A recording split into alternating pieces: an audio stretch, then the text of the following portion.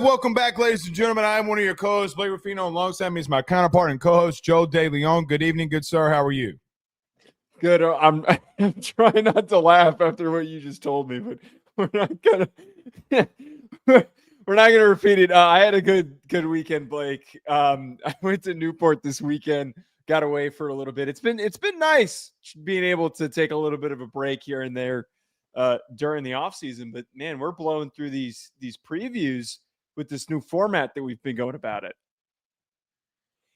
Yeah, and I will tell you, it has been very interesting. You know, I had a lot of people that are in our space, Joe, tell me that they were asking me why we had been doing some of these so far out, and I was like, well, unless we do 3 a night, you know, a month, 2 months out, like, look, bud, it's one thing if you cover a conference or you cover a team. We cover the whole damn sport. And we'll double dip on, and we've said this, we'll double dip on some of them. We're not hiding anything, but post spring, I mean, Joe, I say this and people laugh at me every time I say it.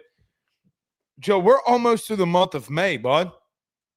Like, just for everybody to understand, most teams of week 0, Joe, they got to respond, or they have to come back to campus next week. This is their last full week, and then they start their allotted summer training. I don't think people understand that. Like, hey, man, you're here. It's right around the corner. It really is. We're gonna blink, and we're gonna be at the start of the season. I kind of like that we've gotten the ability to take our time, and I think the biggest part about this, that flipping it on its head, it's just like natural convention. We think to ourselves, oh, you saved the best for last. I kind of like the fact that when there's a lot less craziness, instead of when we get to August, when everybody is jamming all their previews in at the same time, I can actually sit and reserve a good period of time to watch some film, get to know this team, and then actually evaluate and break them down. And we've had some really good conversations on some of these teams because we've been able to be a lot more patient with it. We will, and listen, we'll have another one tonight. We'll go up, or for you, down to Missouri and talk about Eli Drinkwitz's Missouri Tigers coming off of, Joe, I mean, back-to-back seasons where he's won at least 9 games plus. Shout out to Drink. I mean, look, they're at Missouri now. He's at Mizzou. I don't know what to expect from this Missouri team this upcoming year. I'm with you. I think it's going to be a really compelling conversation because last year this was one of those teams. There were a couple last year that it felt like they were actually gearing up, prepared to go on a sneaky run. The schedule lined up perfectly. They had premier talent at multiple positions coming back, and it just didn't live up to expectations. Injuries got in the way, inconsistency in a lot of big games where they needed to play their best football. They just didn't show up to the degree that we thought that they could have. It feels like one of the big games. They didn't win their big games. And if they win one of them, Joe, I got to be honest with you, they go 10-2. They were a playoff team if they win. They were a playoff. They beat South Carolina late in that game, they would have been a playoff team. But they don't absolutely blow it against A&M. That, you know, A&M blew them out at 11 a.m. Now, they were hurt. Brady Cook got hurt. They had to bring in Drew Pine, for crying out loud. I mean, God, he was awful. He was so bad. He was very awful. But they were banged up, and we'll talk about the Missouri Tigers as well. Raheed does come in here and say that LSU beat Notre Dame for the NASA championship. I didn't even know this existed. I don't think that there's no way that's a thing. Let's see if that's a thing. College NASA champion. I find it hard to believe that LSU's beating Notre Dame in something academic. I beg your pardon? Where is it? Student Launch Challenge, maybe? Where did he see this? I don't know, but don't ever ask if Cajuns can send rockets up in the air. Because they sure don't ever underestimate a Cajun to send a rocket up in the air. That's all how do I find out who won? I don't know. He might have just been pulling your leg there. Well, now they've caught my attention. Yeah, you know what else caught my attention this week, and what we'll start off with here is that Tommy Tuberville is in the news this week as we've continued, and I would assume that he's going to be on the presidential commission along with Nick Saban. But Tommy Tuberville, the senator, former head coach of the Auburn Tigers and Texas Tech Red Raiders, came out and took a little bit of a shot at the University of Texas about NIL and the collective and the portal. Joe, I'll just read off what he said here in quotes so people have the context here. He said that they have been elevated because of their collective.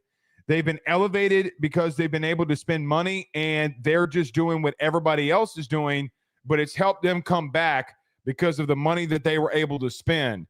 Joe, what is he wrong in saying there?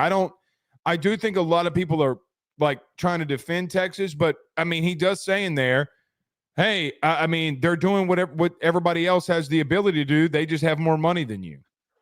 Well, I think part of what his argument is and why he took aim at Texas is, and this is going to happen until this commission actually meets, until there's actually a resolution and changes that come out of it.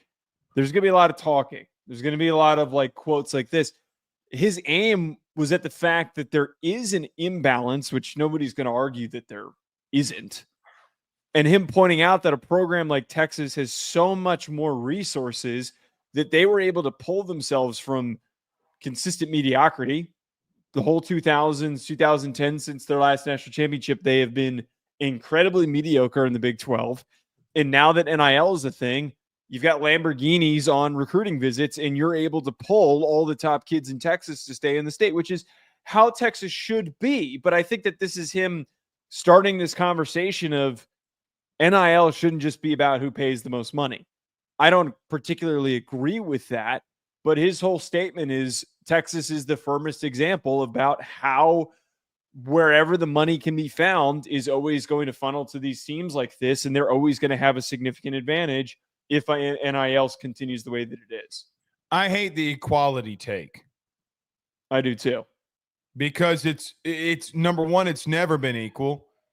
It's never going to – Joe, there's no regulations that you're going to put on a team like Texas, Ohio State, Georgia, Bama, Notre Dame, LSU to where they're not going to have more money than you. A&M, I mean, I left them out. They're going to have more money than you. So you keep talking about equality. You keep talking about all this. We want things to be more on a more even playing field. Joe, I can make the argument that the game is, for on the field standpoint, more of an even playing field than it's ever been. More than it's ever been.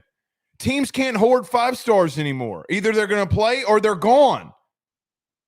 Right. That's why I'm like completely against this whole take that he has. The whole quote was that you're going to eliminate 90% of the schools because they don't have the money. I completely reject that. I think that now we're seeing that because there's able to be movement of guys that aren't getting onto the field, they're able to go and contribute elsewhere. You're able to see guys that don't pan out go maybe even down to the G5 level, get an opportunity to play, do some great things for themselves. Some boost their draft stock. Some end up returning back to the Power 4 level. Jalen Catalon, the safety from UNLV, who was previously a Texas player, Missouri. Arkansas player. Now he's back at Missouri. He's an example of that. If guys do well for themselves, they bounce back and forth. So I don't get what this kind of paints into, Blake, the whole issue that we have, particularly me, with government involvement with trying to, quote, fix college athletics. Because he should know better. Right. He should know better, but I don't think that he has a good feel for what he's talking about. Like, it really doesn't feel like he's any of them. No, that's my problem with all this. But no, I mean, coaches don't even know. I mean, hell, we brought up Saban and we brought in Sankey and we brought up Petiti. The whole argument there is none of them know what to do. It's not just Tubberville. At least I'll give him this. About 6 months ago, and you can go look this up, because you and I actually talked about this. At least he put his foot down and said that he would have pay structures to where upperclassmen make more money, which I don't agree with that, but okay. But he also said that you can't transfer for 2 years and you sign 2-year contracts. I would argue. No, finish what you're saying. Go ahead, finish what you're saying. All I'm going to say here is, all I would say is at least he took a stand. I don't agree with the stand. I don't agree with it at all. But there does come a point in time where at least somebody put their foot down. And here's the thing, though, about his Texas take. He's not wrong. He's not wrong in the sense that they've been able to spend a shitload of money to get where they are. Joe, was reported by On3 and The Athletic that Texas's roster, with the house case being settled plus NIL and collective, that they're going to have a $40 million roster. He said another thing. You brought the 90% thing there, too. 90% of schools won't be able to survive. The federal court system and then the Supreme Court said all of this, if this happened, and they dictated in another country what college kids were going through when schools were getting paid and they weren't off of TV revenue, Brett Kavanaugh called it slavery. Literally, that was the word that he used. And we brought that up and we've talked about that. Joe, everything was fine until the players had to start getting paid and those schools had to start writing checks. So they're trying to dictate something that, quite honestly, the federal government, if we're being honest to this exact point, has already made a stance. Joe, the House settlement case is a stance, right? Like the transfer portal ruling is a stance. The NIL, because of a damn video game, is a stance. Joe, what other regulation do you need? Now, I do believe there should be some collective bargaining and some of those things, but all I'm saying is you're trying to say that you would do X, Y, and Z. Well, you haven't brought a bill up. You're calling out Texas for doing everything that everybody else could do, but you have not brought one bill to the Senate to try to regulate this. So he can keep opening his mouth too, but nobody is taking action. At least he made some form of a stand and said what he would do, though. Okay, but my only problem is that I feel like Tubberville and some others that are some other politicians and just others that have been trying to help push this sport forward and make changes to it, it feels kind of disingenuous to make a claim like this and to kind of like say, he said he has nothing against Texas, but he's singling them out. He's completely singling them out. Pause. I don't know if he's necessarily calling out Texas more than he's calling out Ted Cruz. Why do you think he's calling out Ted Cruz? I don't know if I agree because with that. Ted, in multiple times when he could have put legislation through the Senate, he refused. And he is in the state of Texas, and we got the man in the coach's suite. I think that this – listen, all I'm saying is sometimes you take shots at universities and you take shots without calling somebody's name out. But, Joe, they've had opportunities to come down, and they didn't do it. Did you see Ross Dillinger's tweet this week in reference to Judge Claudia Wilkins saying that wasn't this on the Senate floor like a year and a half ago and nobody answered the question? She asked the question. She literally everything the NCAA and the attorneys for the House case read out per Ross Dillinger's tweet. The Judge Claudia Wilkins came out and basically, I'm paraphrasing this part, but it is the essential part of wasn't this on the Senate floor? So I do think it was more of a shot, not just to Texas, but that Ted Cruz didn't pass what needed to be passed. I'm probably playing in the weeds, but yeah, we all know how politics are run. I don't think it was direct to Texas. I think this was more direct to schools that are currently dominating in NIL at the current moment and are dominating. It is all the same programs that are winning at the top. It's Ohio State. It's now Notre Dame is back on the mix. LSU, Alabama, Georgia, USC, who's a big brand, is starting to do really well in recruiting again now that there's more of a financial commitment. My biggest issue, to kind of return to what I was saying at the beginning, is just the way that he is framing this. I agree. And the way that he is trying to frame that ultimately, just because these programs are putting money towards their teams, it's some sort of significant. Like I'm trying to focus on Blake, that if he is supposed to be a decision maker that is supposed to help the sport get better, why is he so focused on equality amongst the teams? I don't think that that's the biggest issue that needs to be resolved. No, but here's the thing, Joe. I don't mean this in a wrong way. You just listed off 7 teams. Those 7 teams were at the top before NIL was even a thing. I mean, we're going to talk about Urban Meyer here in just a moment in the Big Ten versus the SEC. 6 teams in the SEC, 6 teams in the SEC have won national titles in the last 25 years. 6. Guess how many in the Big Ten? It's 2, right? Yeah, it's 2. Well, 3 if you want to count USC. I guess you can count USC, but even though they got them stripped, I mean, I'll throw USC in there. I mean, hell yeah, throw UNC in there. So 3. You're not even halfway there. So nevertheless, it's always been like that. Right. Like, what are you trying? That's what goes to the point. So back to the main point of what you're talking about. That's how I let it off. Joe, it doesn't matter the situation. The top dogs are going to be the top dogs. They always been the top dogs. They'll always be the top dogs. And here's the thing I want to throw out there. Okay. I listened to somebody this week, and he asked me not to really use his name for AYS stuff, so I'm not going to do it. He goes, Blake, you do realize that I make well over $1 million a year, and nobody said anything to me about making the money. And by the way, he had a massive buyout in his previous stop. He's like, bro, I got paid $3 million to not walk. I got paid $3 million not to coach. And so what are we exactly worried about? Like, we have to get structure, and that's fine.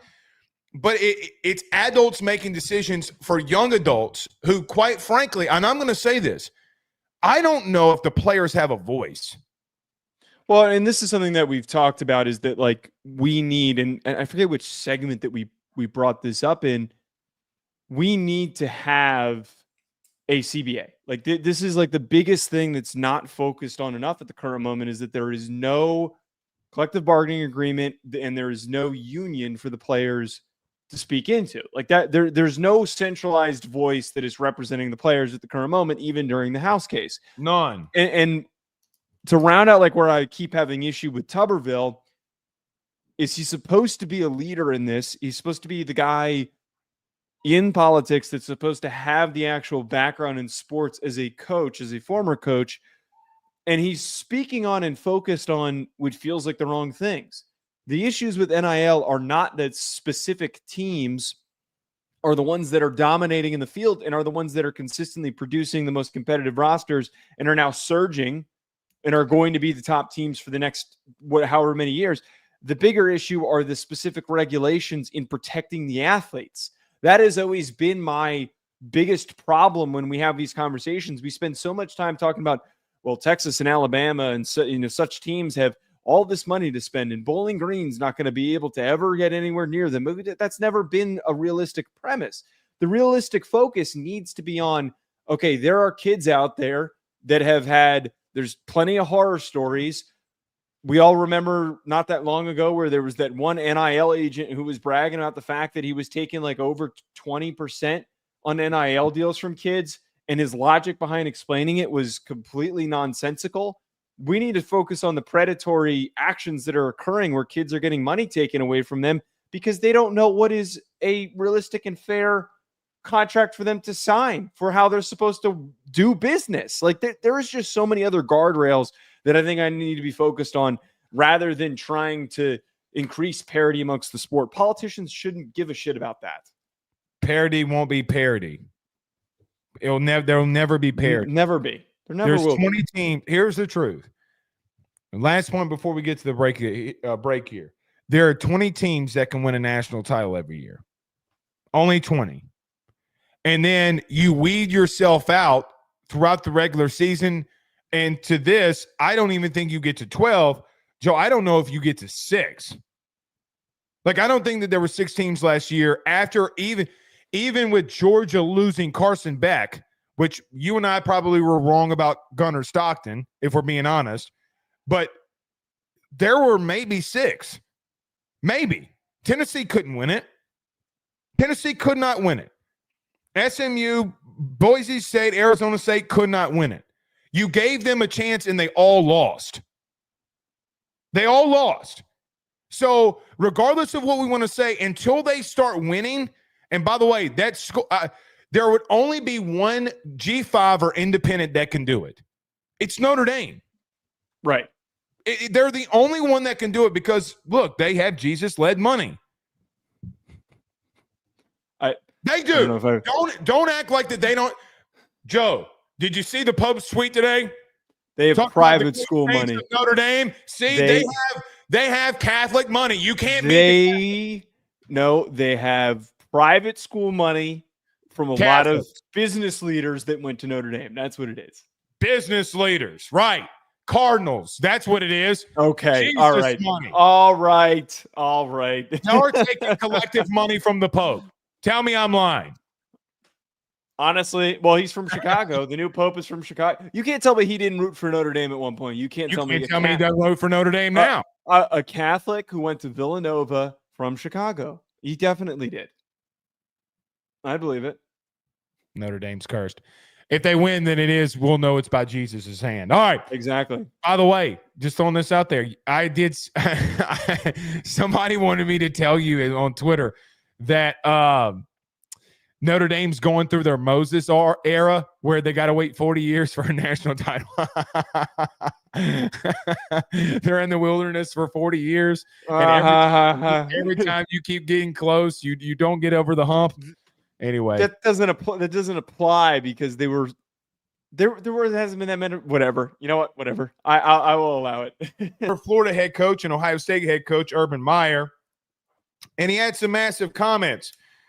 Joey said that if you would have told him 10 years ago that the Big Ten was better than the SEC, he would have told you you're crazy. But now in a new era, he thinks that the Big Ten is a better conference than the SEC. He also brought in there that he thought the national titles and winning the last two were big reasons for that. When you talk about the Big Ten and the SEC and the best conference, who do you think it is and why? Okay, I'm not going to give you the bulletin board material. I'm not going to sit here and just straight up say what you want me to say. I'm not going to do it. But I disagree with Urban Meyer. That is what you'll get from me. I disagree with Urban Meyer. I'm not going to. What do you disagree with him on? The Big Ten has not surpassed the SEC. It is still, I don't think anything has changed. That's the biggest part with this. Nobody is separating from anybody. The same premier brands are the same premier brands that rule college football. Michigan and Ohio State are the two teams with Penn State trailing behind. They haven't been a national championship winning team in a very long time, but they're still competitive. That's it in the conference. Oregon's done some good things. USC's done some good things, but they had to go and get teams from outside the conference to bring them in order to increase the national championship pedigree of the conference. I say this to say, Blake, we know that the SEC has won more national titles in the last 20 years. In the modern era of the 14 playoff, the BCS, and the expanded playoff, the SEC has consistently had some of the top teams in the country. So what is Urban talking about? He's coached in both conferences. How are we going to make a statement like that off of 2 years where Michigan and Ohio State won it? It doesn't make any sense to me. Well, he also degrades his legacy in saying that 10 years ago that he wasn't coaching in the better conference. Right? Well, he's not saying that the SEC wasn't good. No, he said that if you would have told him 10 years ago when he was coaching that the Big Ten was better than the SEC, he would have called you crazy. Yes, that's what he said. Right. So basically, you couldn't win in a 12-year period. You won one national title. Joe, it took Ohio State 12 years to reach the pinnacle in both times. Like they're tied for second. One school in the Big Ten's tied for second for national titles over the last 25 years. Now, if we want to call a spade, the SEC and the Big Ten in the last 40 years are split at 2-2 apiece. Joe, it took you 12 years if you're the Big Ten to win natties. Are we basing, and here would be my argument. I see people basing this off of bowl games from last year. And I'm not going to rehash this with you about the South Carolina thing. People want to point at Michigan and say, well, they beat Bama. Okay, good deal. I'm with you. They also beat the national champion. The national champion. They don't, with all due respect to Ohio State's season, that same Michigan team dicked you down and made you look foolish. So you're blaming a 9-3 Bama team when the Ohio State team lost. Hold on. Okay. They lost. They got dicked down offensively by Michigan. Did they not? They scored 10 points. Yes. I think that if we get two in the weeds, I'm just saying if you get two in the weeds with this, I think it's really easy to get off track. I think that this simple talking point is national championships and national championship caliber teams. I don't think that national champions is what you should all base off of what's the better conference. I think you should. Why wouldn't you base that? It should be national championships and teams per year that you produce that are capable of winning. Well, then it's an onslaught then. If that's what you're going to dictate, is national champions rule your conference. Well, Saban's out. Well, the last time that you got a conference team in there, one of the coaches in Michigan is gone. The other one's at Alabama. The only one left is Ryan Day. So one's left and one's in the SEC. So is that we're getting your coaches then? Secondly, I would also say this. I understand it took 12 years for you to win national titles. You're not even full on second behind Bama in national titles. You're tied for second with LSU. Joe, if that's the case, we're talking about six teams in the SEC have won natties. I don't know if I completely based it off of that. I also do look into how many times the SEC has won in draft picks like they did again this year. I think that's a massive standing point. I mean, all right, don't take this the wrong way. I don't know. I'm not saying Georgia beats Notre Dame. What does Georgia do with Carson Beck? Like, there are – Okay, come on. Okay, come on. But can we not do this? Can we not do this angle? Because I don't think that's – You can't say that the SEC's champion who beat Texas with Carson Beck – that took Ohio State to the wire, we don't know what they would be. They beat Texas with Gunnar Stockton in the SEC championship game. They played 6 quarters with Carson Beck. Okay, but here's where you're in this argument while we're trying to make this argument. When we start to go down the what if road, it automatically pulls credibility out of the conversation. Like it completely takes it out of it. Like, but that is what the conference standing is. No. What if from Big Ten, is it not? No. What I'm trying to say, Blake, is that if we start doing the what ifs with Georgia and their injury situation, we're distracting ourselves. I know. I think that the main focus here is that if we just look in the last 10 years alone, we've had 2 Big Ten teams that have consistently been in the national championship conversation. It's been Ohio State and it's been Michigan. They're in the years where they have been as competitive and as good as they have been, those have been the only 2 teams that we talk about every single year. And Michigan has been down for a good period of time during the Jim Harbaugh era and before the Jim Harbaugh era. In the SEC, we have had different programs when they have geared up at the right times that have become competitive and that have been good enough to be in the national championship conversation. Most importantly, and I think that if we want to take this even further, 2 of the greatest teams of all time have come in the last 10 years, and they came from Georgia and they came from LSU. Right. 2019 LSU and 2022 Georgia. So we can't say the same thing for an Ohio State team or a Michigan team. Those were great teams, but they were not on that same level. Joe, I want to throw this out there too. I do find it contradictory from Urban, who literally said that the Michigan coaching staff last week, if they're found guilty, should not be allowed back in college football. See, he's taking a shot at Michigan, but if you're going to do that, then you're going to degrade with their national championship run. I see Elk's already sending a super chat saying the SEC is made up or is undefeated in made up games. Well, Elks, you ran in here and said that their national championship was fraud. It was a fraud. Well, that takes away from the argument completely. It takes away from the argument. So if you're going to call, if you're Urban Meyer, if you're going to call that Michigan team and that staff fraudulent, then you can only have it one way.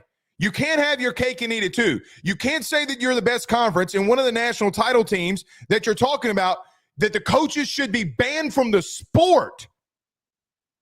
Banned from the sport. Get out of here with me with that, man. Can you hear me? I lost you there for a second. You still there? Yeah, you still there? I said, get out of. Can you hear me?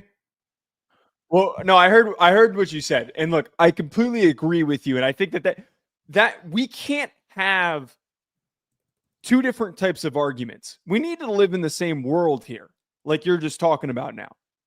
Ohio State fans, and Alex, I don't think that you're one of these people, and I don't think all Ohio State fans are like this, but I think generally Big Ten fans are going to speak very critically of what Michigan has done. The only people who support Michigan are me, who's crazy, and Michigan fans.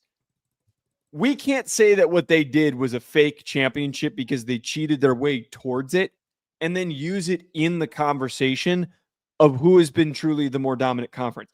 I think that our perception and our angle of this is completely affected by the fact that this past year we had some good, not great, not elite, good Big Ten teams, and a lot of the SEC was eating up on itself. I will still stand by the SEC was down this year. It was not as good of a conference as it has been. It's been its worst year in the last 20 years, it feels like. But they're going to rebound. And since 2015, for sure. They will, at the very least, bounce back this upcoming year. And we've already done a bunch of SEC previews. There's a lot of proof that they've got a lot of young, developing, explosive teams that are funneling resources in order to be back in national championship conversations. It was just very bad timing for where it was. If we go back to 2023, would we say that there was that same level of separation where the SEC was, quote, down and then the Big Ten was so much better than it? No, we wouldn't. You know why? Because if you're going to go based off of bowl games that year, remember LSU hung 70 on Wisconsin or Purdue. Right. They hung 56 on Wisconsin. That's what you're telling me that the average is, right? You're telling me that bowl games play a massive factor. Well, Jane Daniels went stupid. Joe was the start of his Heisman run. Like, what do we? Yeah. You know, he had 400 yards and a half. What? Like, what? I'm with you there. I thought you would go Big Ten. Now, let me say this before we get out of here. Let the Big Ten win another national title, then you do have to bring up the question. I don't think that Urban is completely off in the aspect of that they are on the rise. But to say that they've taken over completely in this standpoint, Joe, I think it's a bit much, right? Like, I think it's a bit much. Now, if Penn State goes out there and wins a national title, then what? Then, Joe, they've won 3 straight. Then you really have to have a discussion, okay? Then, because you really, really do. But here's where I stand on this. Joe, Texas goes up to Ohio State week 1.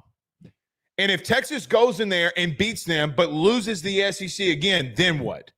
See, my question would be, Penn State and Oregon have got to prove that they can go in there and actually win one.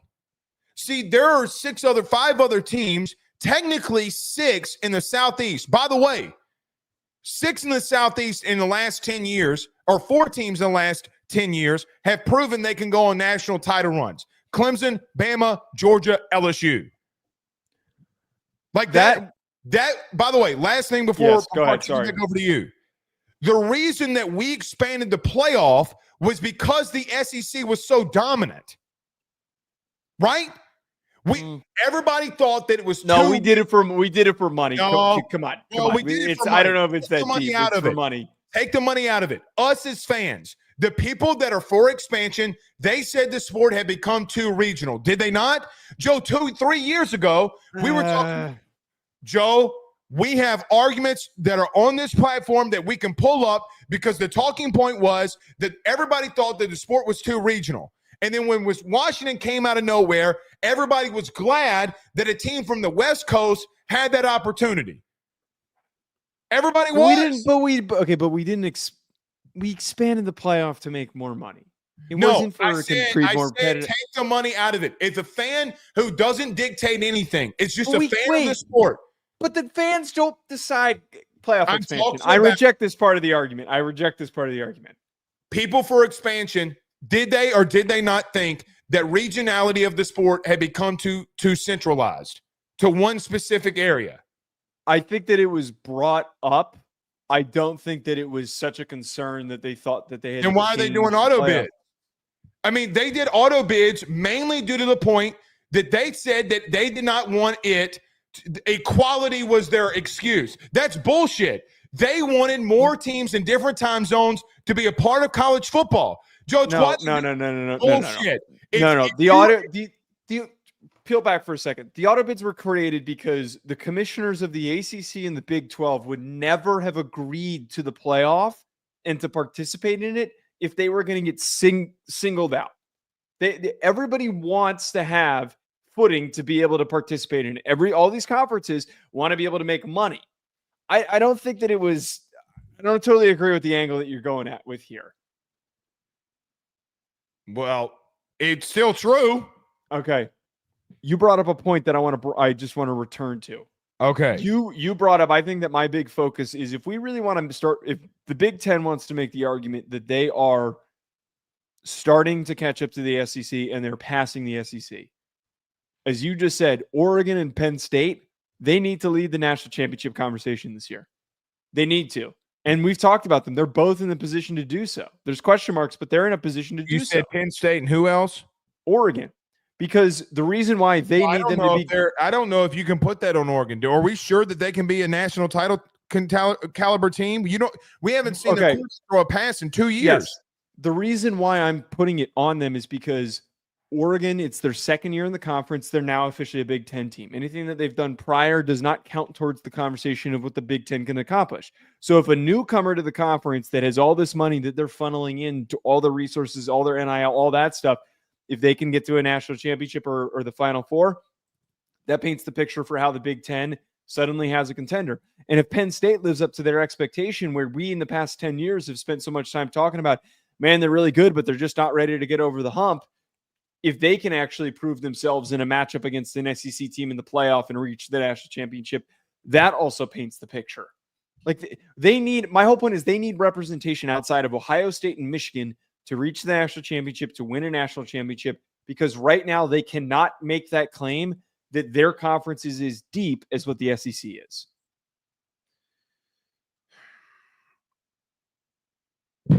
I do think we got caught up on semantics on me trying to make the point. Okay. Regardless, if they win another one, we can have the discussion. Because to be the man, you got to beat the man. And you haven't thrown a knockout punch to beat the man yet. You've won by decision, so to speak. You're tied in national titles in the last 4 years. Joe, I'm going to tell you, from SEC fans, if Texas goes up to Ohio State and wins, they're going to say what?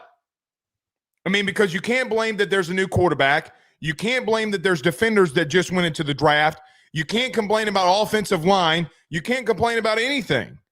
You can't complain about money, right? You can't. It's just a recruiting thing. I will throw this out there to end it. Joe, how many coaches in the Big Ten have been at their schools for quite a while? The SEC over the last 5 years have gone through massive coaching changes, none bigger than Nick Saban leaving Alabama.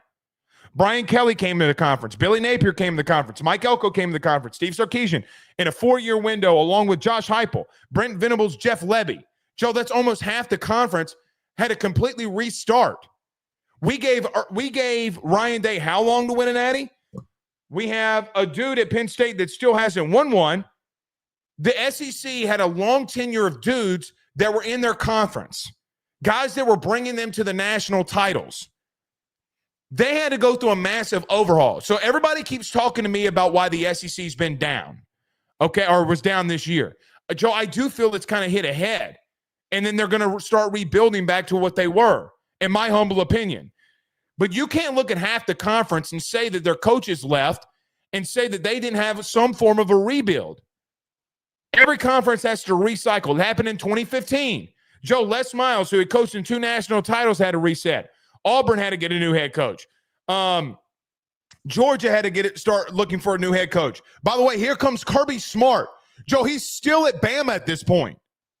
So the last time that the conference was down was the last time that conferences or the SEC went through that big of a massive change with coaches 3 years within their school.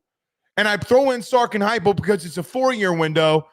But, I mean, look, man, I'm not there yet on the SEC. I do agree the SEC being down. I do think they cannibalize themselves. Yep.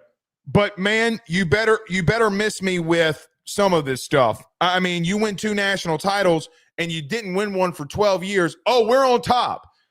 Get out of my face with that shit. I for some reason, it's funny when we do the show, by the way, because like everyone thinks, and you especially think I'm like super anti-SEC, but like you hate the SEC. My friends think it's the opposite.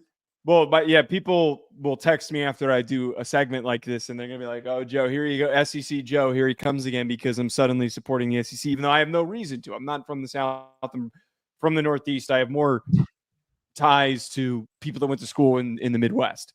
But I think that the my final thought with this, and why last year we believed that the SEC was as down as they were, which they were. That conference has a lot more money to throw around than every single team in the Big Ten. Almost every single team in the SEC, it's not the same amount of money, have money to spend on facilities, coaches, recruits, transfer portal players, all of that. So when you have a conference in that all representing the same region, it's all fighting for those same resources, you're going to cannibalize yourself. But we have in the Big Ten, got 5 big brands that can put up that same level of financial commitment. 5-6 brands.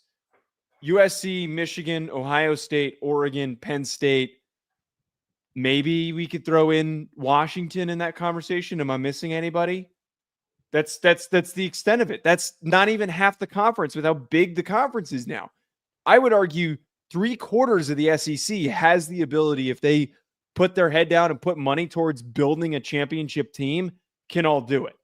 Texas, LSU, Florida. Yes. Okay. Alabama, Auburn, Georgia. Ole Miss showed that they could last year. I was going to throw in Tennessee. I'm not going to throw in Ole Miss. You got to actually win one in the last 70 years. I would say Tennessee, but I do think that you're getting a little bit much there for me. If you do or don't add Tennessee in there, that's fine. But here's the problem with what you're saying. Outside of Texas, all of those teams have won national titles. That is the crux of it. Florida, Auburn, LSU, Georgia, Bama have all won it. So we'll see. All right. Joe, speaking of the SEC, you know a team that I don't think they can win a national title? Who's that? The Missouri Tigers, as we continue on our deep dive here, talking about teams and breaking them down going into the season. We go up, and for you, Joe, down to the great state of Missouri. Your thoughts on what the 2024-25 season looks for Eli Drinkwitz and company?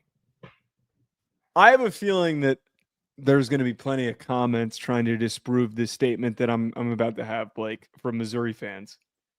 Whenever I do my previews, I've got a nice little template.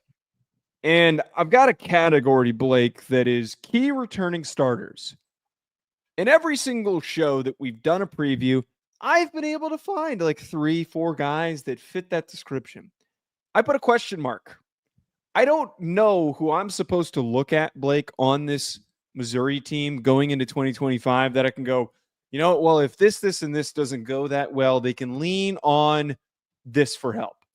I think that this Missouri team had such an opportunity to be a playoff team, to win a game with Luther Burden and with Armand Membu and Theo Weiss, one of the best receiving rooms in the SEC. And they deeply underperformed. And they had to go in the portal in order to fill a lot of those holes for guys that they lost. Especially defensively. I was listening to the 247 sports guy from Missouri the other day on a podcast talking about this team, and he was saying how Drink was saying that he believes that this is the best pass rush unit that he's had, maybe even in the SEC. He's very bullish on what this defense can do. But I feel like as we're opening this conversation, Blake, almost like we talked about with Ole Miss on Thursday, I don't know who I can go, this player. This is the identity. This is the anchor. This is who they lean on. I would love to be proven wrong. I would love for Missouri fans to tell me in the comments, like, hey, you're not talking about so-and-so. But I feel as though there is not a lot of returning production for me to get extremely excited about. They do add Kevin Coleman offensively, along with Prabula, and they bring in Ahmad Hardy. Joe, they're also having to replace pieces along their offensive line. They had to replace a lot of pieces due to injury along their offensive line last year, and look how it went. So at best, you have to put a question mark. At worst, you've already seen what that unit can do. Now, they also go out to right and left tackle and go to the portal because of how bad it was a season ago. We're going to have to wait and see what happens at left and right tackle. But more than Kevin Coleman, Joe, more than Prabula for the extent of it, Joe, they won 9 games with a banged-up Brady Cook and Dylan Pine in that thing. That's a good point. Drew Pine. What did I say? Dylan Pine? Yeah. Okay. Joe, they won 9 games. This is back-to-back years where Drink and company have won 9 games. I got to be a little honest with you. I don't know if I don't give Drink at least the benefit of the doubt on some of these things, mainly due to the fact of what he's been able to build and the favorability of the schedule. So I do look at them and say, Joe, I have question marks at tackle. Who's going to be that wide receiver that steps up? Is it going to be Kevin Coleman, who, for what it's worth, Joe, on a bad Mississippi State team last year and a true freshman quarterback with no offensive line, Kevin Coleman went off in the same conference. He went off. By the way, in a much tougher schedule, the number 2 strength of schedule in the country, Mississippi State. They played 8 ranked opponents in 9 weeks. They had you love to find a way to make Mississippi State sound good. I don't know. You were the most supportive Mississippi State fan, I guess. You do realize in a month, they played Georgia, they played Ole Miss, they played Texas, and they played, Tennessee? Joe, they faced 4 out of the 5 weeks they played playoff teams. They lost to Toledo, Blake. They got their asses kicked by Toledo. Okay, come on, man. You got to start making them out to be something. But you have got work to do. Sure, but Kevin Coleman didn't. Yes, I give Coleman credit. Well, that's where I was trying to go before you rudely interrupted my ass. I'm just giving you shit. Okay, Joe, he went up against Georgia's secondary, Texas's secondary, Ole Miss's secondary, and I think it was Tennessee's secondary. Hold on now. He went off in some of these games. That's the point that I was trying to make about bringing him in over Luther in replace of Theo Weiss and Luther Burden. Joe, what's Bo Prabula going to do? What's he going to be? Because, look, I think that we have some understanding of what the SEC could be as a whole at the quarterback position. We're high on a lot of guys. There's a guy in Bo Prabula we have not even talked about. Like, no one has mentioned him. We haven't mentioned that he had 10 rushing touchdowns in Penn State the last 2 years. We don't mention that Drew Allard got hurt a season ago, and the reason that people were high on Bo Prabula was because of some of the things that he did. So, Joe, I think that they have a lot of upside, but is the upside the playoff? I don't know if I can go there. Defensively, I know that Drink has brought up the pass rush. But they brought in Nate Johnson, who only had 2.5 sacks a year ago at App State. Now he had 7.5 the year before. Joe, we're going to have to wait and see on that too. Damon Wilson's a wait and see guy as well, who came in. And you lost Williams Nawari, like the guy that you brought in that you thought would be that dude. Joe, I'm going to have to hit the brakes on them defensively because there were some games that defense. Joe, A&M hosed them. Like what? Come on now. Like A&M Connor Weigman looked like he figured himself out in that game. Remember after that game, people thought that he could be a very strong sleeper as a Heisman contender. I wouldn't have gone that far, but I thought that he was fixed. It was that they played so bad defensively in that game. I thought that Connor Weigman was fixed, and that was a mistake. You brought up Bo Prabula. And to kind of reel the Missouri fans back in with some positivity, if I were to highlight why you should maybe have optimism, and we're going to talk about the schedule too. That's another signal for me. But if this season goes unexpectedly well, and I think that Drink is that type of a coach that can produce unexpected success with a schedule that's favorable. If Bo Prabula ends up being the best running quarterback in the SEC, one of the best running quarterbacks in the country, and he and Ahmad Hardy combined for a really dynamic 1-2 punch. Hardy was really productive last year. We talked about him when he transferred. He is a hard runner. He's a physical dude. His profile, I think, is going to work well between the tackles, the way that they're going to try and run the football. I think he's the best running back just like physically that they've had in some time. And they've had some productive dudes over the last couple of years. I'm worried about Ahmad Hardy. All I'm saying is if you combine those two and they play to the potential that we could see with their athleticism and you run the ball really well, that's how the team ends up being better than we're expecting. Joe, you brought up a very good point here. 2 years ago when they had 10 wins, what did they do? What did they do? Ran with Cody Schrader. Hand the ball to Cody Schrader, right? They go into a bowl game against Ohio State. Bowl games certainly don't matter when Missouri beat Ohio State. Remember? I mean, like it didn't matter then because Blake, we're down our third string quarterback, our second string quarterback, whatever.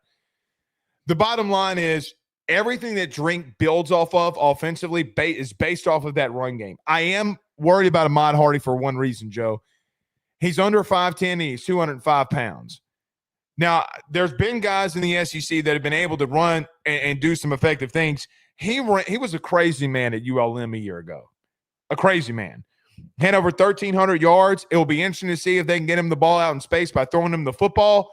But here's one thing. I say all that. Joe, they've nailed it in the portal at the running back positions. Noel last year, Cody Schrader, and now you bring in Ahmad Hardy. Joe, they've had a really good eye at going in the portal and getting RBs. You got to give Drinkwitz that. If they can stay healthy and get better along that offensive line at tackle. Joe, they went out and got 2 starters at tackle. Maybe they'll be able to get over that hump and win one more game than they lost a season ago. I want to go to them defensively. Joe, they bring in Josiah Trotter from West Virginia. They bring in Nate Johnson, who we talked about.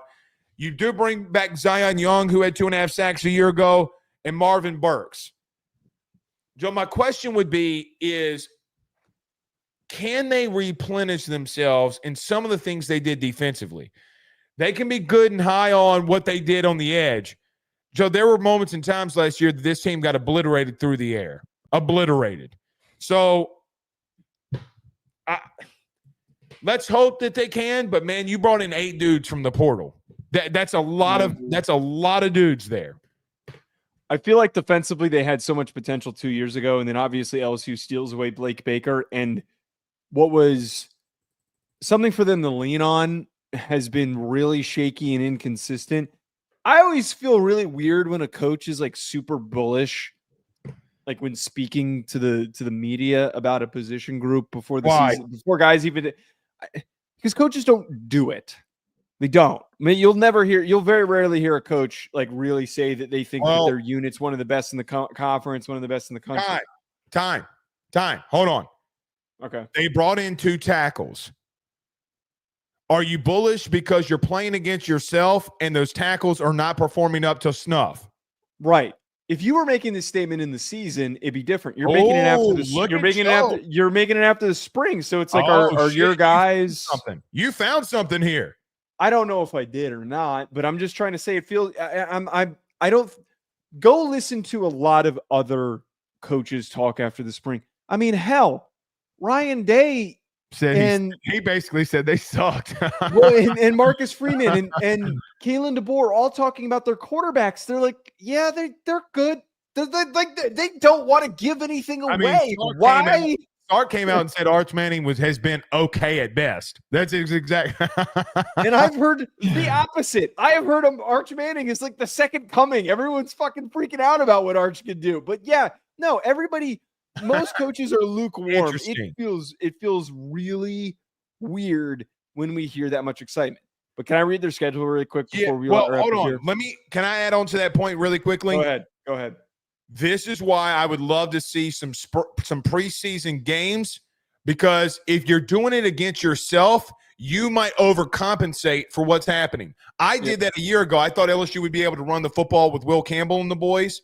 Well, they couldn't. Same with Georgia to some extent. Hey, we can run the football. Well, you're running the football against your team, right? So I want to bring up the point. If your tackles are getting obliterated and you brought 2 guys in to start, they might not be good. That will always have to be something that can't get proven until their first SEC matchup when they play South Carolina in week 4. So, okay. Dylan Stewart will be a real. Did you see Dylan Stewart's thing 2 weeks ago on Instagram or whatever it was? Yeah, it was Instagram. No, I missed it. Dude, he might have gained 15 pounds of lean muscle. Good luck. Good fucking luck. And by the way, he was 235 a year ago. He puts a post on there saying 250. Yeah, good luck with that. Good luck with that. Good luck, big guy. That's all I gotta say. All right, read off their schedule. This is the easiest schedule in the SEC, by the way. This is listen. No, it ain't. No, Blake, they have 4 away games. They don't play Georgia or Texas. Or LSU or LSU. Yes. This is the stretch that they have. These are all home games. Central Arkansas, yes. Kansas, Louisiana, South Carolina, UMass, bye week, Alabama at home. They go to Auburn, go to Vandy, bye week, host Texas A&M, host Mississippi State, go to Oklahoma, and go to Arkansas. Their road games are against 4 teams that we have spoke on that are big question marks, that have a lot of shit to figure out. And they're also not, Vandy's no scary road environment. Auburn's going to be tough. Arkansas is not easy. Oklahoma is a little tough, but they're not even in the top 4, except, they're not in the top. Auburn is. Most of these are not in the top 4 of the hardest road environments in the SEC. Okay, it might be the easiest. Because you do get South Carolina at home. And here's the thing about the schedule you just read off. Joe, South Carolina's got to replace a lot of shit defensively. You get them that early in the season? And you got them that early. It's Lenore Sellers Superman. Then we're going to find out. Yeah. Then you got UMass at home. Then you got Bama at home. I mean, Joe, they don't leave the state of Missouri. 1, 2, 3, 4, 5, 6. It's until like the end of October? Mid-October. They don't leave the state of Missouri until October. That Auburn game would be a trap. You go on an away game for the first time that long, Auburn will be a trap. And if that game's a night, so help you in God, they're not winning that game. I don't give a shit. I don't give a shit what Auburn's doing. They lost to Cal at night. No, I don't give a fuck. No, they get a chaser with Vandy on the road as their next road game. So it's like you lose to Auburn, you just come back around and you can beat Vandy. Damn. There's a shot that they could go 10-2 with the schedule. Like there's a legitimate. That's not me being crazy. And I gotta be honest, I am completely out on Diego Pavia. Oh, why? I just think teams are going to figure him out. I've heard he's kind of mailed it in. By the way, did Chris Phillips of SC Unfiltered sent me a Snapchat of him or his Snapchat, bro? He's in music videos. He looks fat, like he looks like he's got a beer belly. Oh, that's not good. But look, he'll do some things. But yeah, okay, you might have sold me here, Missouri. All right, so I'm going to ask you a question: could Missouri be a borderline playoff team going into the season? I think if they had any other schedule, we'd be having a completely different conversation. We would be talking about an 8-4 team. If they had the schedule of an Oklahoma, they'd be an 8-4 team. Man. But they are barely getting any difficult matchups. Well, and it's going to depend, like last year, what teams they lose to. I mean, I feel like, if I were just to throw out there. Would Bama be their best win? They have to beat Bama. Yeah. Yeah. Because outside of Bama and South Carolina and Texas A&M, there's a shot that they only play 3 ranked SEC teams. I don't feel like, I got to be honest, I don't feel like A&M can go in there and win. I don't. Because you're talking about getting A&M. What they do every November is they tank. And by the way, you got a bye week before you got A&M. A&M A&M led the SEC before the month of October. Coming down the stretch, A&M was the number 1 team in the SEC. What do they do like they do every November? That's why they call them Texas 8-4. Right there. Because they're going to lose 3 games in November. But here's the thing. They got A&M at home. They got Mississippi State at home. They do have 2 away games at the end of the year. And Arkansas in the last week of the season, depending on who the head coach is at that point, maybe they have an interim. Joe, goofy shit happens there too. Right. Goofy shit happens in Arkansas in November. That could be a trap. But I still beat Tennessee. If they can beat a playoff team, that Joe, get out. Stop. Down goes Missouri.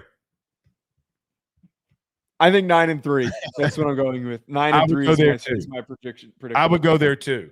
Yeah. Can Bo? Look, man. Bo Prabula can move. So they got some juice offensively. I'm going to use the Joe DeLeone word there. Juice. He's got some juice. All right. We'll see y'all again tomorrow, man. Y'all have a good night. Hold on.